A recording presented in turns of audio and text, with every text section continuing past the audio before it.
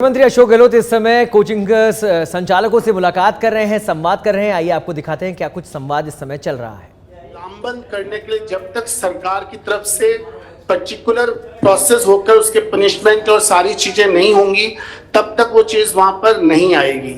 हम generally Elon वाले भी जाके जब किसी हॉस्टल के इन्वेस्टिगेशन करते हैं तो हमको उसमें एंट्री नहीं देते। कई बार ये कहते हैं कि बच्चे ने रूम लिया, आपसे पूछ के नहीं लिया है। तो हमारी एक अनुरोध है कि इस 18 घंटे के लिए उस हॉस्टल के अंदर वो सारी चीजें हो जो बच्चे को रोजाना उससे मिले। मैस में खाना खाने आया या नहीं आया। अभी लास्ट जो 21 ये हुआ था, इसमें बच्चे के सुसाइड के 30 दिन पता चला कि ये बच्चा सुसाइड कर चुका था। 2 दिन तक उसके रूम को किसी ने जाके नॉक तक भी नहीं किया। तो इन चीजों में हम देखते हैं कि सर वो जब तक हॉस्टल और कोचिंग का कॉम्बो नहीं बनेगा इसके अंदर, तब तक हम उन चीजों के लिए उस चीज को नियंत्रित करने में हमको एक दिक्कत तो ये दूसरी आती है। दूसरा सर, कोटा जैसी जगह पे जो बच्चे आते हैं तो उनके लिए राहें और भी हैं। जो अभी रवि सर ने बात करी थी कि उस बच्चे को शुरू में ये बताना पड़ेगा कि डॉक्टर इंजीनियर ही सब कुछ नहीं है। तो उसके लिए सर हम फिर प्रशासन से भी चाहते हैं कि सरकार इसमें ऐसे ऐसे एग्जाम्पल दें। अभी माननीय कलेक्टर साहब कोटा साहब के थ्रू और जो एसपी साहब सरज जी हैं उनके थ्रू कुछ ऐसे सेशंस स्टार्ट किए जिसमें इवन गवर्नमेंट में भी वो अधिकारी जिनके 10th में 2nd डिवीजन थे और वो आईएएस वो बने या वो आरएस बने या उन्होंने अपने अपने सेगमेंट में किया, तो उनसे बच्चों ने काफी सीख ली है। ऐसे सेशन भी हुए हैं। तो सर हमारा इतना सा मानना है कि सरकार इसमें एक 7-8 लोगों का एक दल ऐसा बनाए जो हर महीने बच्चों से मिलके, पेरेंट्स से मिलके, हॉस्टल वालों से मिलके, कोचिंग वालों से मिलने के बाद में पॉइंट्स मीट आउट करें और उन पॉइंट्स का ऑन स्पॉट वहीं पर सॉल्यूशन हो।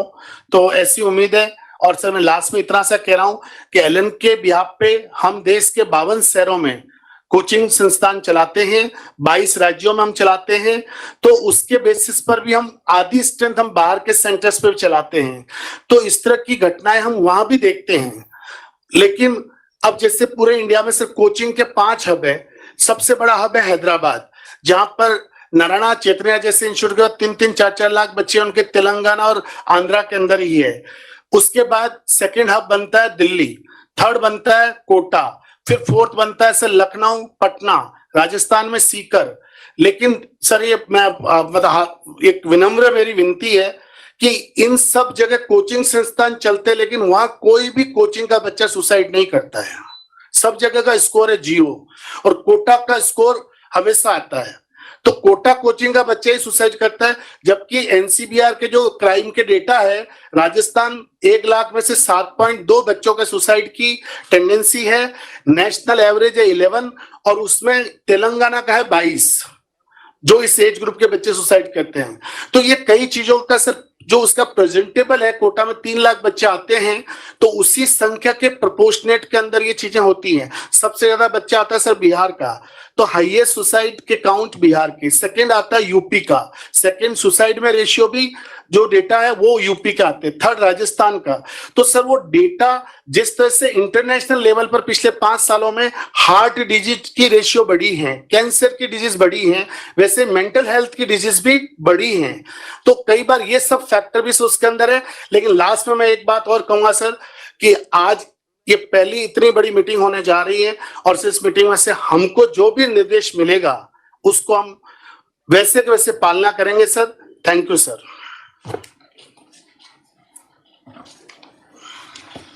अब सर मैं आपकी अनुमति से सीएलसी सीकर श्रवण चौधरी जी से निवेदन करूंगा कि सीकर भी कोचिंग हब में कोटा के बाद 2nd है, तो आप अपने विचार उस बारे में व्यक्त करें सर। नमस्कार मुख्यमंत्री महोदय।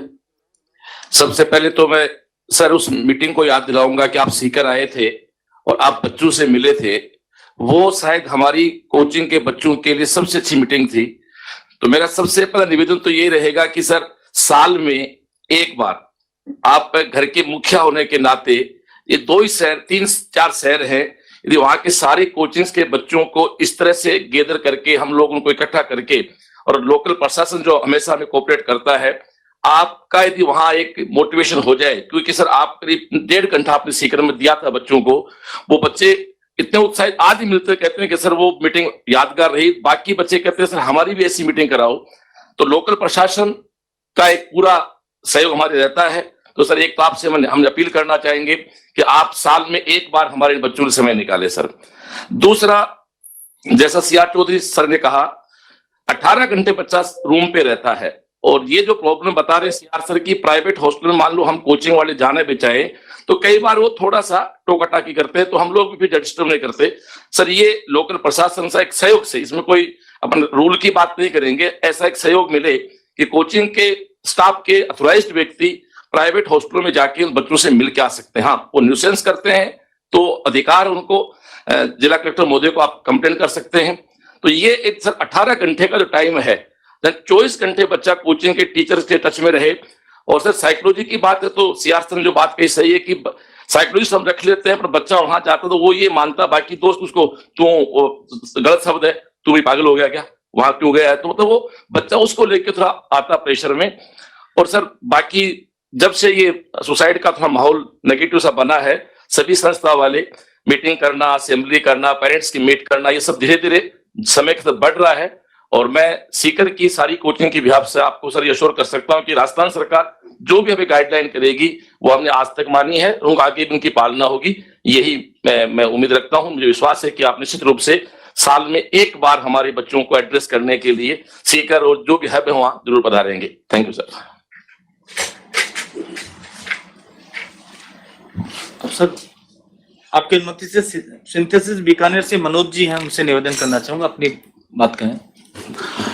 नमस्कार सर, आदरणीय सीएम सर, आज आपने जो ये मीटिंग आयोजित करवाई है, इस सब के लिए आपको बहुत बहुत हम सभी राजस्थान की कोचिंग सेंटर की तरफ से बहुत बहुत हार्दिक धन्यवाद और साधुवाद। ऐसी चीजों की सख्त आवश्यकता पिछले 4-5 सालों से 10 सालों से आवश्यकता महसूस हो रही थी, और ये बहुत बड़ा कदम है जो राजस्थान में आगे जाकर के इन चीजों को कम करने में, नियंत्रित करने में बहुत ही मील का पत्थर साबित होगा। सर हमारे जिला स्तर पर पिछले 2-3 महीनों से लगातार नियमित बैठक हो रही है और उसका काफी प्रभाव पड़ा है। सर एक तो ये साइकोलॉजिस्ट का जो सर ने बताया कि इसको अपन किस तरह से, संख्या बहुत कम है, तो मेरी एक रिक्वेस्ट रहेगी कि राजस्थान गवर्नमेंट अपने RUHS Rajasthan university of health and science के अंडर में 1 वर्ष का क्लिनिकल साइकोलॉजी का कोर्स जो है वो डिप्लोमा कोर्स अगर प्रारंभ करवा सके, जिसके माध्यम से हम लोग अपने सभी जो हमारे टीचर्स हैं उनको भी, अथवा हमारे जो क्लिनिकल साइकोलॉजी के कोर्स के जो एक्सपर्ट इच्छुक लोग हैं उनको करवा पाए। तो RUHS के माध्यम से अगर ये कोर्स चालू करवाया जा सके, 1 ईयर डिप्लोमा कोर्स या 3 ईयर ग्रेजुएशन कोर्स, तो वो हमारे लिए काफी लाभदायक रहेगा। दूसरा सर, हमारे को जो लगभग सभी बिंदु जो इसमें आप हमें जो अभी लिटरेचर दिया गया है उसके अंदर लगभग मैंने देखा कि 75% बिंदु सभी वो संस्थान जिनकी छात्र संख्या 1000 या उससे ऊपर है वो लगभग पालन कर रहे हैं, और जो बाकी नए बिंदु हमें कुछ और ध्यान में दिलाए गए हैं तो हम इसकी सुनिश्चितता पूर्वक पालना करवाएंगे, कोशिश करेंगे, ऐसा हमारा विश्वास है सभी का। और सर ये जो आर्ट ऑफ लिविंग वाला या इस तरह के जो योगा कोर्सेज है, इनका भी हम जो हेल्प लेने के लिए काफी सोच भी रहे हैं सभी संस्थान। और हॉस्टल वाला सर जो मुद्दा आदरणीय मेरे दोनों अग्रज भाइयों ने उठाया, तो सर इसमें हम लोग थोड़ा सा सर हेल्प कर सकते हैं इंस्टीट्यूट वाले, क्योंकि एडमिशन हमारे माध्यम से होते हैं। तो क्या हम हॉस्टल संस्थानों के साथ मीटिंग करके, क्योंकि सारा काम केवल प्रशासन या सरकार पर छोड़ा जाए वो भी ठीक नहीं है, तो क्योंकि हम अपने बीकानेर में जैसे हमने बीकानेर कोचिंग एसोसिएशन बना रखा है, तो उसी तरह से हर बड़े शहर में जहाँ कोचिंग छात्रों की संख्या 10,000 या उससे ज्यादा है, वहाँ कोचिंग एसोसिएशन बना करके और हॉस्टल संचालकों के साथ अगर नियमित मीटिंग की जाए और उनको इस चीज के लिए हम भी कहें कि भाई हम, अथवा हम उन हॉस्टल्स को हम डिमोटिवेट करेंगे जो हमें सहयोग नहीं कर रहे हैं बच्चों की मानसिक स्वास्थ्य को ध्यान रखने में। तो सर इस तरह के ये कुछ पॉइंट्स हैं, और बाकी सर पुनः आपको बहुत बहुत हार्दिक धन्यवाद। ऐसी मीटिंग नियमित रूप से साल में एक बार अगर करवा दी जाए तो इसके लिए बहुत बेनिफिट होगा। Thank you sir. एक मैं आप लोगों के ध्यान में डालना चाहूँ, ये बैठक लाइव ब्रॉडकास्ट की जा रही है, जिससे आपकी चर्चा ज्यादा से ज्यादा लोग तक पहुंच सके, स्टूडेंट्स भी इसका लाभ ले सके और बाकी लोग भी इसमें लाभ ले सके। अब सर आपकी अनुमति से मैं दृष्टि जयपुर से निवेदन करना चाहूँ, श्री विकास जी से अपनी बात कहें। दृष्टि जयपुर RSIS की कोचिंग कराते हैं, नमस्कार सर।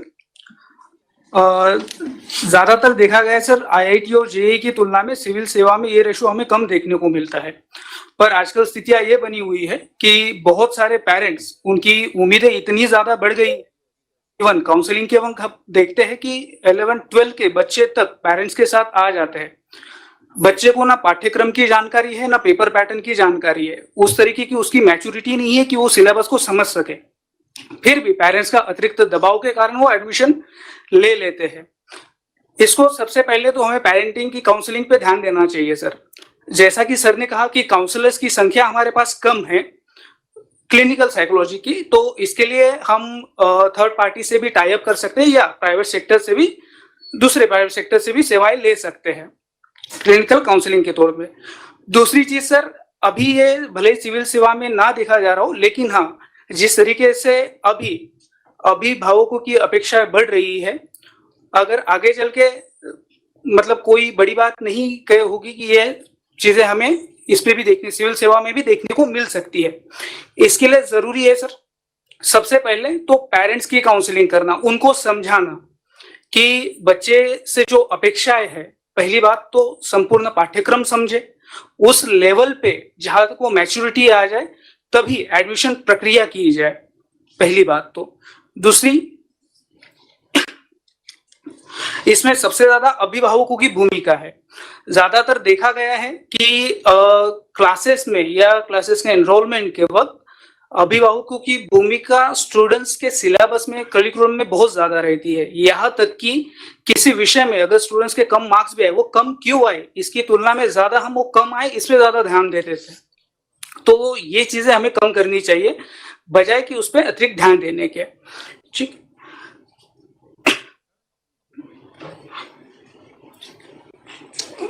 ठीक है सर, इतने ही मेरे पॉइंट है। धन्यवाद सर।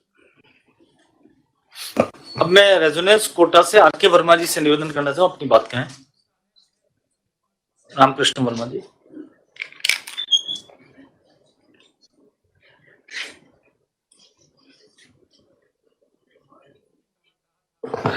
माननीय मुख्यमंत्री महोदय को आज इस मीटिंग के लिए बहुत बहुत धन्यवाद देते हैं पूरे कोटा कोचिंग सिस्टम की तरफ से और राजस्थान के पूरे कोचिंग सिस्टम की तरफ से। सर, मैं 28 साल से इस फील्ड में हूँ। 95 से मैं इस कोचिंग के फील्ड में आईआईटी के तुरंत बाद आया था। मैंने 28 साल से इस कोटा के सिस्टम को देखा है और सबसे पहले तो मैं यही कहना चाहूंगा कि कोटा में इतनी मेहनत टीचर्स ने और कोचिंग चलाने वाले सब लोगों ने की है कि जिसकी वजह से कोटा के इतने शानदार रिजल्ट्स रहे हैं। सबने कोटा से शुरुआत की, फिर इसके बाद और जगहों पे शुरुआत हुई और सबकी मेहनत से ये जो कोचिंग इंडस्ट्री है वो अपने आप में मतलब बाहर से बहुत खूबसूरत भी लगती है, लेकिन इसके पीछे बहुत मेहनत की है सब लोगों ने और उस मेहनत की बदौलत आज ये कोचिंग सिस्टम एक तरह से फल फूल रहा है, जिस भी तरह से इसको कहें। लेकिन हर अच्छी चीज के साथ कुछ ना कुछ नेगेटिव चीजें समय के साथ जुड़ती हैं। हालांकि मैंने ये सुसाइड वाले केस जो बच्चे करते हैं ये उस जमाने में भी देखे, 96, 97 के टाइम पे भी मैंने देखे हैं।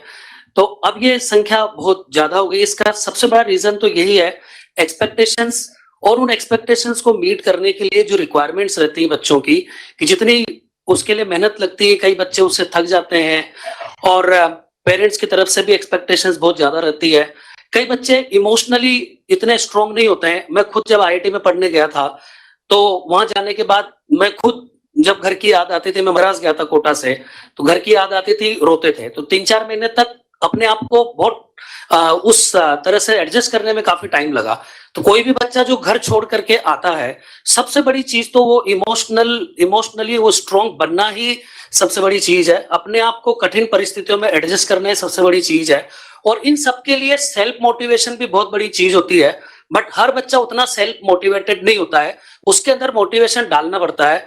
और बच्चे को मोटिवेशन के लिए हम लोग खुद खूब सारे ओरिएंटेशन सेशन, मोटिवेशन सेशन लेते हैं, लेकिन अगर बाहर से कोई आकर के जब उनको मोटिवेशन देता है तो उसकी एक अलग बात रहती है। मैं यहाँ ये रिक्वेस्ट करना चाहूंगा कि हमारे प्रदेश में जितने भी अधिकारी लोग हैं और जितने भी प्रतिभाएं हैं, उनके एक सेशन 1 महीने में 1 बार लगाए जाएं। हम लोगों के आईआईटीज में हर बुधवार को एक एक्स्ट्रा मुरल लेक्चर हुआ करता था, जो पढ़ाई के अलावा जो भी बड़ी बड़ी प्रतिभाएं होती हैं वो आके बच्चों को मोटिवेट करती थी और उनमें बड़ा मोटिवेशन आता था। हम लोग तो उनको रोज रोज नजर आते हैं कि या तो हमारे टीचर है रोजाना हमको पढ़ा रहे हैं, तो उसमें उतना इम्पैक्ट नहीं आता उनके ऊपर।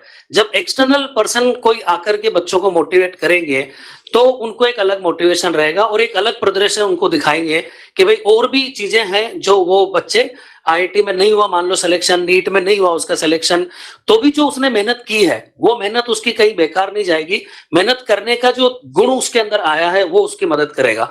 पर ये बार बार उसको समझाएंगे कोई ना कोई, हम लोग तो समझाते हैं और बाहर से भी उनको आगे समझाएंगे तो उसका बहुत इफेक्ट पड़ेगा। तो सबसे बड़ी चीज ये इमोशनल कंट्रोल जो बच्चे का होता है वही एक बड़ी चीज है और उसके लिए काउंसलिंग सेशन और काउंसलर्स इन सबकी रिक्वायरमेंट तो रहती है, पर उस रेशो में उनकी संख्या उतनी बढ़ा नहीं पाते हैं। डॉक्टर रवि सुरपुर साहब जो वहां पे थे तो उन्होंने काफी सारे उस समय प्रयास किए, वो अभी आगे कंटिन्यूड है, सब लोग अपने अपने तरीके से